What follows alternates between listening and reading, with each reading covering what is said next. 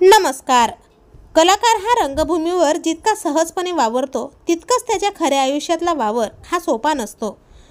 अनेकदा अनेक अडचणींचा सामना कलाकारांना करावा लागतो. असाच काहीसा अनुभव अभिनेता भूषण कडूचा आहे.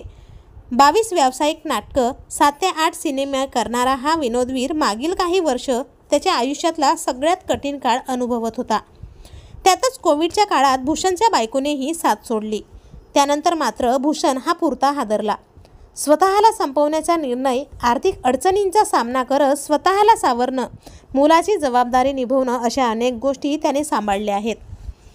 त्याने अनेक दुःख पसवली होती. वडिलांचं जाणं, आईचं जाणं आणि मग आजी.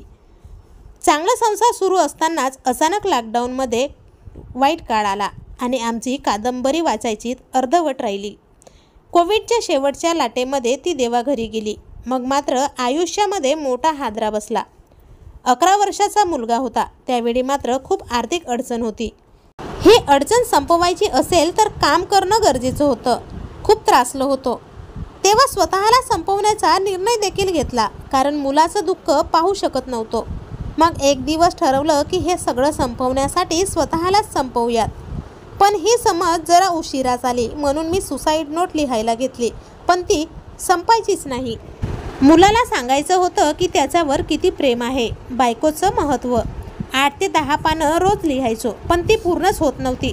परंतु अशातच रसिकांनी मला सांगितलं, भूषण, तुझ्यासारख्या कलाकाराची गरज आहे रंगभूमीला आणि सिनेमाला. मात्र माझ्या बाबतीत अनेक अफवा पसरू लागल्या. तो या जगातच नाही, कोविडमध्येच तो देखील गेला. तो भारतातच नाही, पण मला काम करायचं होतं. त्यानंतर काही चांगली लोक माझ्या आयुष्यात आली आणि मी आज जिवंत आहे, असे भूषणने एका मुलाखतीदरम्यान सांगितलं आहे. तर तुम्ही आज भूषण कडू यांना मिस करताय का? कमेंट बॉक्समध्ये नक्की सांगा आणि चॅनलला नक्की सबस्क्राईब करून जा.